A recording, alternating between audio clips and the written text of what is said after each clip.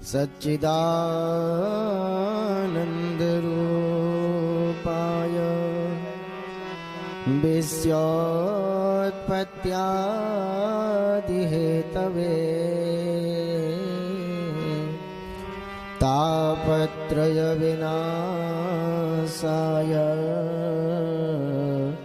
श्रीकृष्णाय वयं नमः।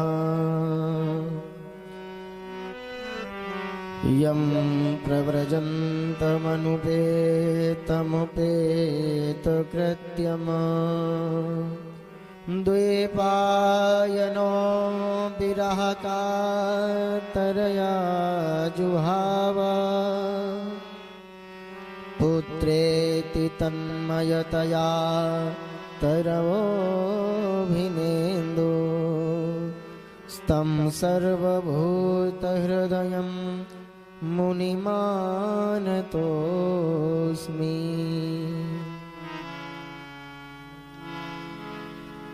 श्रीमद् भागवत महापुराण सिर्फ पोथी और ग्रंथ मात्र नहीं है,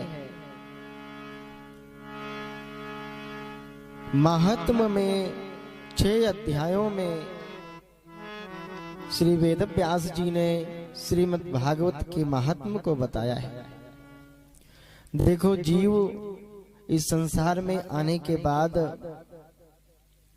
इतना स्वार्थी हो जाता है कि एक भी कार्य यदि हम उसको बोलते हैं तो यही कहता है इससे लाभ क्या होगा। हम अगर करते हैं इस कार्य को तो इससे मेरा फायदा क्या होगा। तो इसीलिए सबसे पहले इस ग्रंथ के उपक्रम में क्या इस कथा को सुनने से हमको लाभ क्या प्राप्त होगा, इस ग्रंथ से हमें मिलेगा क्या, इसकी सबसे पहले ही चर्चा कर दी। क्योंकि यदि हम लाभ नहीं बताएंगे तो ऐसे तो समय हम व्यतीत कर लेते हैं बैठ करके, घूम टहल करके, पर भगवान की कथाएं सुनने में हम समय नहीं व्यतीत करेंगे, क्योंकि उस समय मेरा मन ही नहीं लगता। मन को अनेकों जन्मों के, किसी ने पूछा महाराज जी मन क्यों नहीं लगता भगवान की कथा सुनने में। हम बैठे तो होते हैं तो मन कहीं मुंबई घूमता है तो कहीं दिल्ली जाता है, मन लगता क्यों नहीं? लगना चाहिए इसको, लगता क्यों नहीं?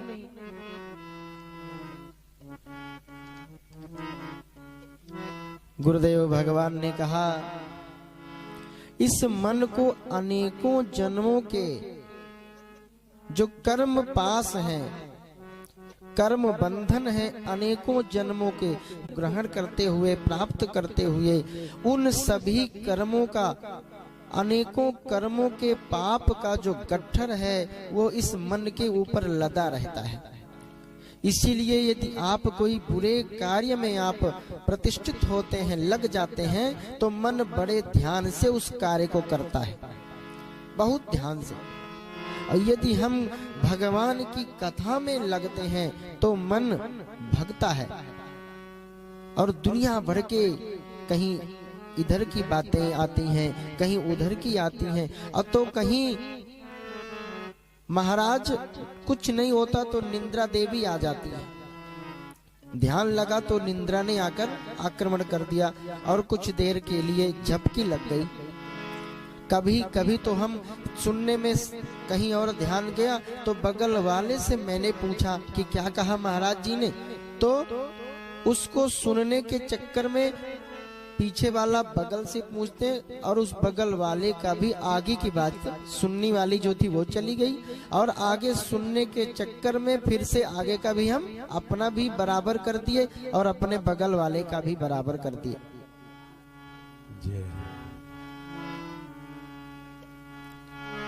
तो मन को बार बार खींच करके बाबा तुलसीदास जी ने रामचरितमानस को रचना कर श्री रामचरितमानस के आप सब जानते हैं, पर बाबा जी ने यही कहा, स्वांतः सुखाय तुलसी रघुनाम भज सुन सुख मना। किसने गति नहीं पाली? सुंदरकांड के लास्ट दोहे में यही कहते हैं वो कि मन भगवान का भजन कर। तो मन को ही पूरी कथा सुना रहे हैं, क्योंकि मन की गति है अटपटी, खटपट लखै न कोय। जब मन की खटपट मिटे तो झटपट दर्शन हो। मन की खटपट जब मिट जाएगी तो परमात्मा के साक्षात्कार होने में समय नहीं लगेगा। बिल्कुल अविलंब परमात्मा, कहीं खोजना तो नहीं है ना, परमात्मा तो समस्त सृष्टि में है। करते हुए वेद व्यास जी सबसे पहले क्या कहते हैं, आइए सुनते हैं। सच्चिदानंद रूपाय, सबसे पहले तो ग्रंथ भगवान का स्वयं स्वरूप है। श्रीमद् भागवत भगवान की शब्दमयी मूर्ति है। भागवत और गोविंद एक ही है। भगवान की कथा इसमें लिखी हुई है और गोविंद स्वयं इनका तेज ही भागवत में समाहित है। जो भगवान सतघन, चितघन और आनंद घन है। भगवान सच्चिदानंद जो जिनकी पावन चरण शरण ग्रहण करने से जीव के तीनों ताप मिट जाते हैं। दैहिक, दैविक और भौतिक, तीन प्रकार के तापों से जीव परेशान है। तीनों प्रकार के ताप भगवान की शरण ग्रहण करने से मिट जाते हैं। दैहिक, दैविक और भौतिक तापत्रय विनाशाय। और हम सभी लोग मिलकर सबसे पहले भगवान की चरणों में, श्रीपाद चरणों में प्रणाम करते हुए भगवान का ध्यान करते हैं। उनके चरणों का ध्यान करिए। गोविंद भगवान का द्वितीय श्लोक में श्री सुखदेव स्वामी जो जन्म लेते ही परिव्राजक हो गए थे, उनकी चर्चा है। यम प्रव्रजंत मनुपेतम पेत कृत्यम। भगवान और भक्त, यानी सबसे पहले भगवान की इन कथाओं में भागवत का मूलार्थ दो ही श्लोकों में उन्होंने बता दिया क्या क्या है अंतर्गत में। सबसे पहले तो भगवान की ही चर्चा है और द्वितीय में भगवान के भक्त की चर्चा है। इस पूरे संपूर्ण भागवत में अन्यत्र किसी और की चर्चा समाहित ही नहीं है। यह भगवान इसमें कुछ नहीं लिखी, क्योंकि उन्होंने कह दिया था कि निगम कल्पतरोर्गलितं फलम सुख मुखाद मृत द्रव संयुतम। ये एकदम शुद्ध फल है, इसमें छिलका उल्का, छिलका क्या है? इस संसार की फालतू बातें ही तो छिलका है। भाई फल हम खाते हैं तो छिलके को फेंक देते हैं उतार कर। तो लोग कहते नहीं भाई फालतू बातों पर ध्यान मत दो, तो छिलके पर ध्यान मत दो। तो इसलिए क्यों निगम कल्पतरोर्गलितं फलम, तो पहले फल की क्या व्यवस्था है? बोले इस भागवत फल में छिलका नहीं है। फिर और क्या है?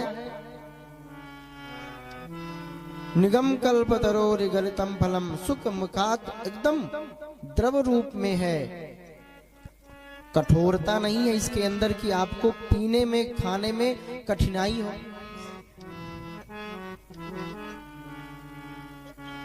रस रूपी परमात्मा, क्योंकि जब भी आपके अंदर प्रेम भक्ति कुछ भी समाहित होती है तो कानों के द्वारा ही होती है।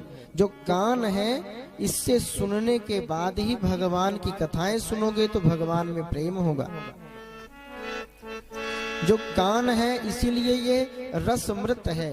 भागवत रसों का अमृत है, रस रूपी है कि आप इसको श्रवण पान करिए, कानों से सुनिए। सुन करके दो रास्ते हम आपसे चर्चा कर दें। शरीर के दो ऐसे अंग हैं जिनका जो कनेक्शन है वो सिर्फ हृदय से है। किसका? एक तो कान का, कान का जो संबंध है वो हृदय से है, और दूसरा अनामिका अंगुली का, छोटी से जो बगल की अंगुली है इसका भी संबंध हृदय से है। इसीलिए अंगूठी इसी में पहनाई जाती है, इसको रिंग फिंगर भी कहते हैं। बाकी सभी अंगुलियों को आप जोर से पकड़ लो तो इस अंगुली में आपका ताकत नहीं, आप इसको उठा भी नहीं सकते हो, नहीं उठती। और कान से जो शब्द सुनाई देते हैं सीधे हृदय को जाते हैं, इसीलिए कान का जो मार्ग है ये सीधे हृदय को जाता है। इसीलिए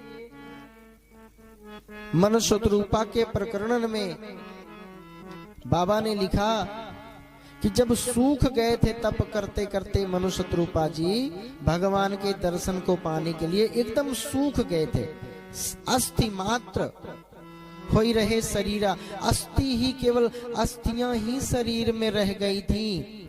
तो क्या हुआ, जब आकाशवाणी में भगवान की आवाज जैसे सुनी तो मृतक जियामन गिरा सुहाई, अश्रवण रंध होई उर जब आई। भगवान की जब आकाशवाणी सुनते हैं तो श्रवण रंध्र कानों के मार्ग से होकर हृदय में प्रविष्ट हुई। इसका मतलब प्रमाणित ही होता है कि कानों का जो मार्ग है वो हृदय को जाता है। श्रवण रंध्र होई उर जब आई, तो हृष्ट पुष्ट तन भय सुहाए, तुरंत शरीर मजबूत हो गया मनुशतरूपा का। कहने का इतना ही आशय है कि कान का मार्ग हृदय का है, इसलिए भगवान की कथाओं को अधिकतर सुनने का विधान है।